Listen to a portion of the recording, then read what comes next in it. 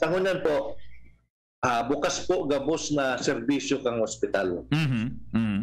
Ito po kitang, ang emergency department naman po nagsara yan. Opo. Ang outpatient department, medyo naglimit lang po kita kang pasyente. Dahil po itong surge ng Omicron. Inpatient po, open po. Nag-aako po kita gabo sa mga inpatient. Ang operating room, nagagana po.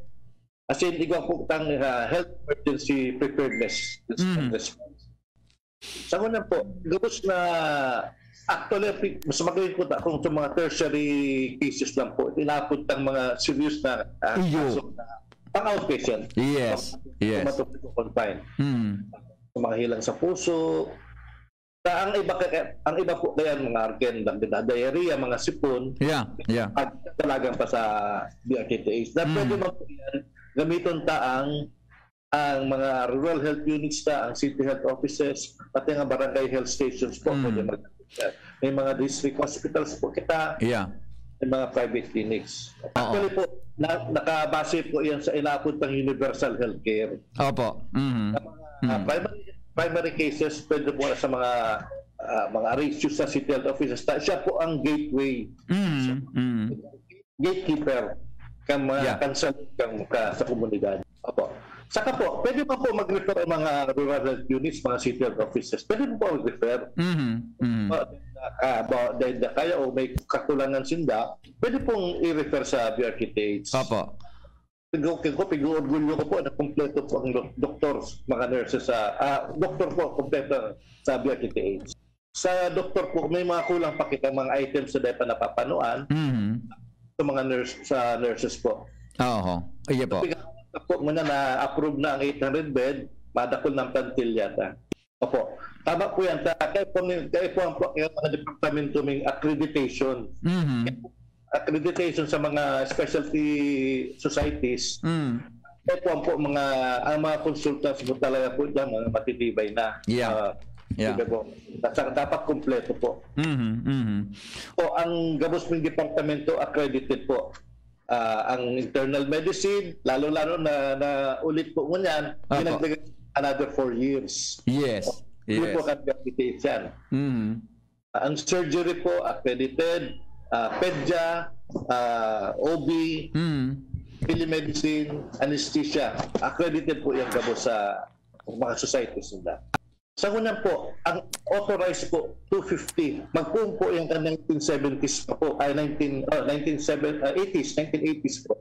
250 bed capacity ang hospital. Kaya ang pasyente na one time before the pandemic, inabot po kitang 800. Grabe. Yun po. Ang implikasyon po kaya, ang budget napitataw sa to, pang 250 bed.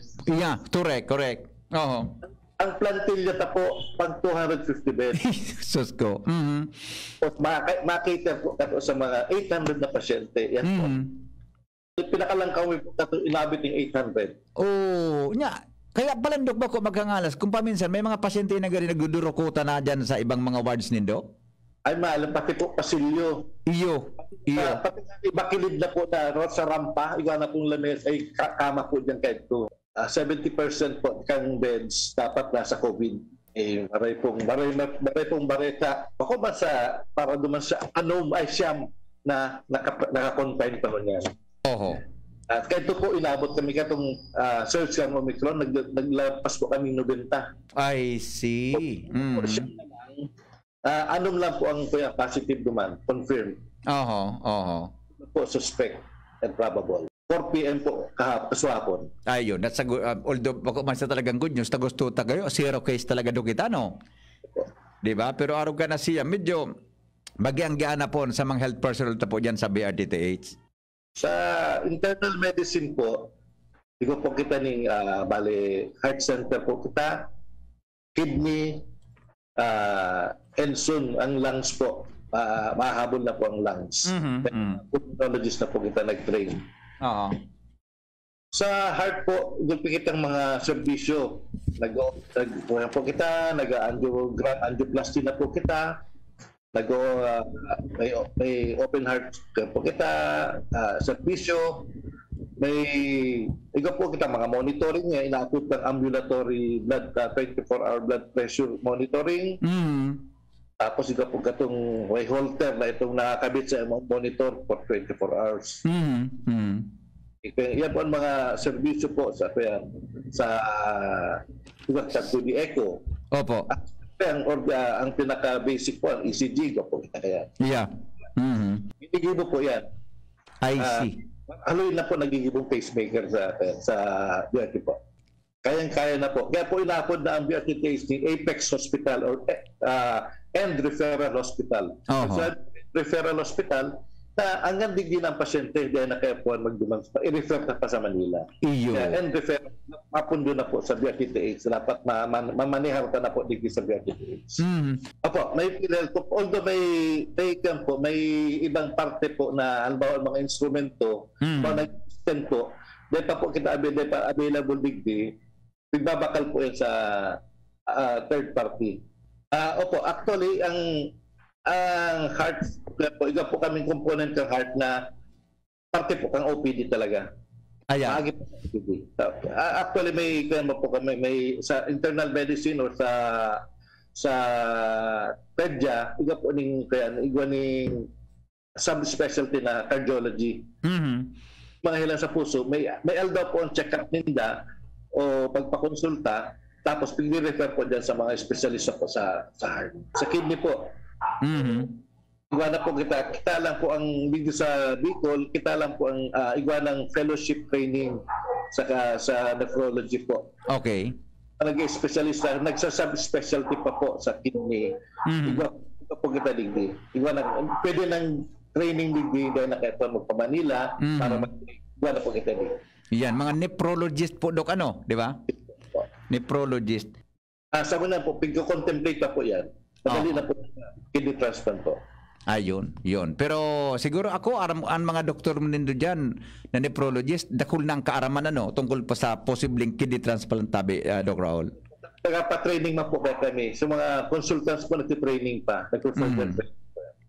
Iba man pong endoscopy sa paludoscopy. Angiogram, angioplasty, magtugang. Turugan yan. Colonoscopy po sa gastro na po yan. Igo na po, alin na po igo. May mga espesyalista po kita dyan. Kaya napundo lang po kaya itong pandemic sa mga subspecialty, limitar ta po muna. Kung ang feeling na ang problema talaga sa akin, magpa-check up po tulos. Dawa UTI lang po yan, data po magbaliwalaw ng mga UTI na yan. May pa-check up po kung giraray. Apa. Sige. Okay na po, outpatient na. Kung bako man emergency, open po. Kaya po, ang building na lang po ang kaipuantang, ibibila po ang building na lang. Ang heart, sa kidney, iwa na kitang buildings kaya. I see. May mga pulmonologists man po talaga dyan. Ang gusto mo lang kayang mas-separate na sa mga problema sa lungs, sa mga lugar. Oo. Primero po, madidicongest ang general wards. Sa mga confinement po, mababantayan tang maray, ang tayaw lang po sa sarong lugar. Pag abot po sa building niya, pwede ito pang masuway-suway kung anong klaseng hilang. Yung mga parorin hilang, sabay naman din sa araw ka ni...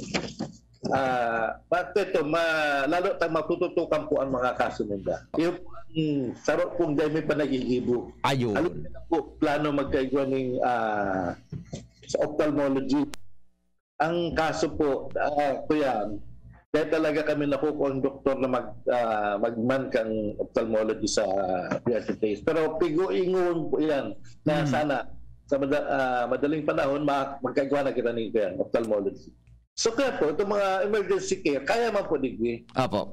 Emergency care. Pero pag mga specialty care na po, i-refer mi po sa mga eye centers. May iba man po kaming MOA dyan sa mga eye centers na mga pasyente, i-refer mi po dyan. Paano nga po so cataract extraction? Pwede dyan? Sa eye center na po eye yan. Center na mismo. Iba po kami sa internal medicine po, iba po kami kaya dermatology, may diabetologists, may mga specialist sa diabetes lang po, gastroenterologist, may mga sa tulak, sa mga bituka, yan. Infectious disease po, nakulong kaming infectious disease na espesyalista sa BRTTH. Opo. Kasi po sila lalo nga nagkaigwa COVID. Neuro, pulmonology. Tapos po, igwa po itang psychiatry. Ayan. Oo. May mental health unit po kita sa BRTTH. Sa internal med lang po. Tapos, yan po ang oncology. So may mga sa cancer. Yeah. Bicol Cancer Center na po kita. Tapos sa surgery po, yan. Surgery, nakulong pong matitibay na mga siruhano po ang BRTTH. Doc. ENT po. ENT? Ito, EENT yan. I see. Sa primerong iso, I. Kaya ENT na lang po sinda ko niyan. Lupi po kitang ENT digdi. Kaya lang, may schedule lang po sinda sa consultation niya. Halos everyday man po halos everyday igwang ENT kita sa outpatient. Ayan. Pedya po, dyan ang kitang general pediatrics, ito po kitang adolescent pediatrics. Kung sa adolescent po, sarong specialty po ni kang BRTTH na kadaklan po kung pibagang kaso po sa adolescent na mga delta papig kapala ang mga teen pregnancy, yan na po dyan. Nare-refer na po yan sa OB. Apo. Tapos iba po kita mga espesyalista sa puso, may espesyalista kita sa mga disorders sa dugo. Newborn. Sa newborn, lalong-lalo na gulpi po kitang may newborn screening kita. Iwa kitang ito mga nag-positive sa newborn screening, iwa kitang continuity clinic. Mga high-risk babies po, iwa po kitang clinic sa pedya. Yan po yan mga sa mga subspecialties gan sa pedya. Iwa na po kitang yan, newborn hearing. Kabada, obligado na po yan sa pigahanap po yan. Sa paggabos sa newborn, dapat may newborn screening, tapos may newborn hearing. Newborn screening po, ito po kita confirmatory kita. Ito kita confirmatory sa usually ang pinag-positive sa G6PD na inaapod. Opo. May confirmatory clinic na po kita sa BRTTH. Ayan. High pasyente, ito po kitang management po kaya. Yes, very good. Sige po, Doc. Go ahead. O kaya may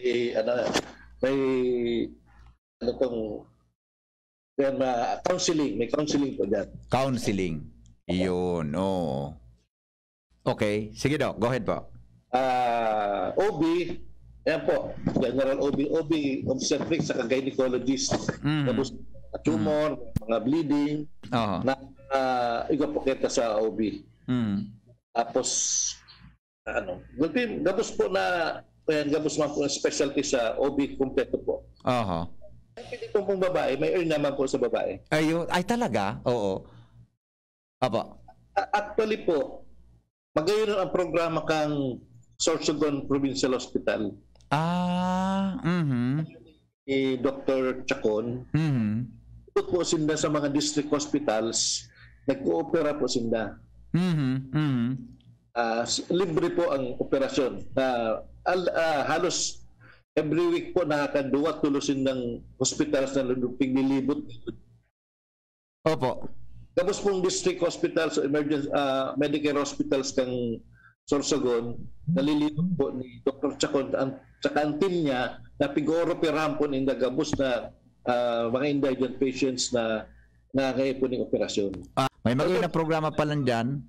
Diba po nag-ahap ang BRT, pero mas makakatipid sa dyan. Yaw na sa lugar nila. Yes.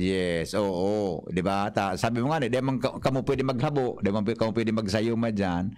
Pero mas, kung isipon mo sa ekonomiya, mas makakatipid sinda. Tayaw na mismo sa area ninda. Duman lang po sa pinakaraning district hospital niya. Kung saan man siyang lugar sa Sorsogon. Ikaw po kaming pwede mo pong paagi ko na sa telehealth. Pwede pong sa telehealth. Kung mami-telehealth po ang PRTTH, kung pwede mo i-upload mo na po, kung pwede kang i-schedule, usually kang schedule ni Thursday pong schedule ko sa mental health. Pero pwede pong i-upload mo na sa telehealth. I see. Bago po magduman sa health. Opo. Anong number po, Dok, ang pwedeng apudan?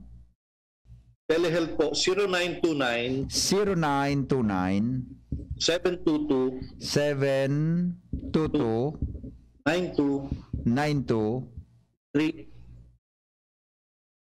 923 po. Pakiulit tabi, Dok.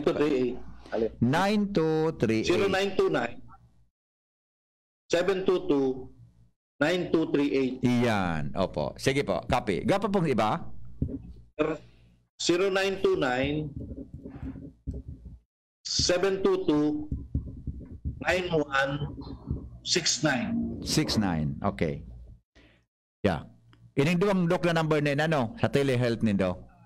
Bali po, siguro by next week o first or second week of March, na po pa yung mga numbers na yan. Ayun. So, okay, litong ko lang po ha. So, gusto mag-upload magkuhan sa telehealth. Importante ini mananggad na bago magduman, baka ma-assess na muna doktor phone, di ba? Ang number po na pwedeng i-text nindo, 0929 722 9238. Ikadwa pong numero, 0929 722 9169. Iga po mga bulong po para sa mental health na pagtataw sa mga pasyente. Ayun. Sa mga regular patients po. Regular patients. Ano pa, Dok? Sabi kan texter na, ano nga yan po yan? Free or babakalon tabi? Libre po. Libre. Oh. Pero dapat regular patient ka po kang BRTTH. Regular patient po kang BRTTH. Ayun. Okay. Sa OPD po, pwedeng umagi, Dok, ang mapacheck up sa imo, sa department mo? Ito. Ito po pagkapagi mo sa telehealth. Kunyan po, pwede na po mag-diretso po. Pero advice me po na maghagad po ng referral kung saan mo siya mag-ako ang referral kung sa health center, sa mga RHU, sa mga city health, city office, private clinics po. Kasi may referral ako ni. Ayun. Saka, ito po may mga appointment. Kung di ka po makakawa ang referral, pwede ka po pa-appointment, paagi lang po sa telehealth na po ginaray. Para telehealth po. Paagi ka po sa telehealth, makiki-appointment ka po. Tatawang kang lugar kaya kung ano ka pwede magpa-check up. I see. Opo. Ito, Doc, may anti-rabies na po sa BRTTH at magkano?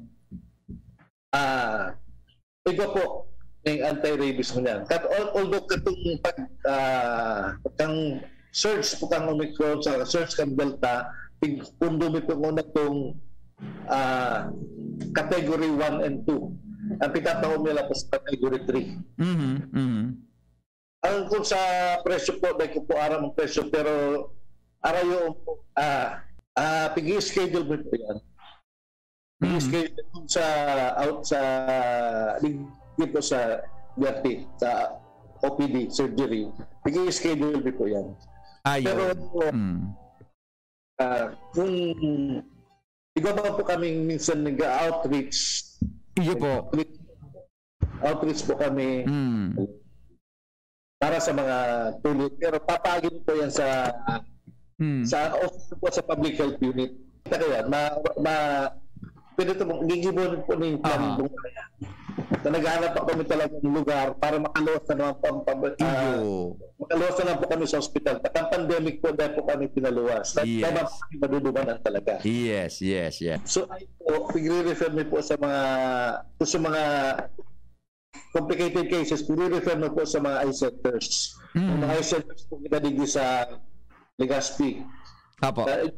May mawa po kami sa Enda. Ayun. Problema sa mata, pwede magpaagi ng sa BRTTH, po telehealth, pero naman po giraray. Pwede po.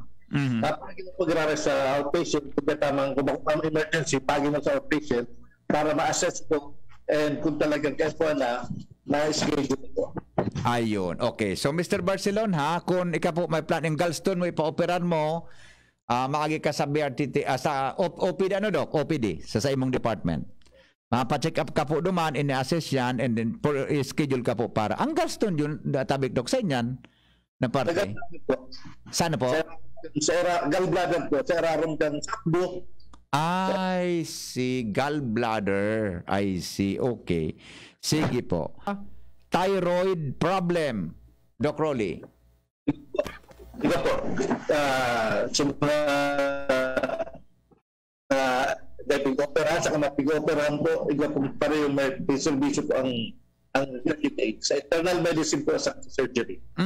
Okay po, ang thyroid yun, Doc, specialist po kita sa endocrinology. Ayun, very good. Okay. So, ang thyroid, Doc, yun na yan. So, iba man ang sa bugon o pareho po ang bugon, sa bugon? Problema sa thyroid din tao? Yun na po. Goiter. Ayun. Ko po na laboratorio na sa gallstone. Anong araw po pwede magpa-check up ang may gallstone at anong oras po ito if sa OPD? Kung nagyelo na po, muya niya mapalit na po, mapait na po ang panglasa niya. Doc Rolly, comment po. Nagigod po na po ang maray, pero baka daw po karnagiyulo na po siya. Pacheck po siya. Importante po, mahiling po siya. Importante yung maray po na mahiling. Okay. So, siguro... Pag-ipisil po mag-diagnose sa mas pare po nahiling yan. Opo. Tapos sabi niya po, na laboratory na daa, anong araw po pwede magpa-check up ang may gallstone sa OPD? Kung gallstone po, pwede pong everyday po, Monday to Friday, pag morning na po, 8 to 12. Pero po, ipaano namin sa telehealth kung may isang referral, dapat po kayo may referral, piga ako sa outpatient, either may referral o may appointment. Iyo. Limitado po pilala ako na pasyente sa OPD po. Mag-text po ka mo digdiha, paki-take note po o mag-upload, bako Doc, mag-upload, 0929 722 9238. Ulitin ko po 0929-922-9238. Ang sarap pa pong numero 0929-722-9169. Ulitin ko po 0929-722-9169. Yeah. Ang sarong concern kay ni operasyon sa bukol sa loob kan talinga. Yung po ginaray, po ma-check up po siya. Sabi siya nakambukol. Iyo, oo. Sa lapian o dahil man anong klaseng bukol po yan. So, maduman... kung bukol po, yeah. Check up po ginaray. Opo. Mas maray po na mag-agi sa indo sa OPD, Doc, di ba? Or mag-apo din sa telehealth numbers na pig-announce ta. Tanganing mahilingan na bukol sa loob talinga mo, igaman sinadyang ki ENT na pwede pong mag-check kam bukol po sa imong talinga.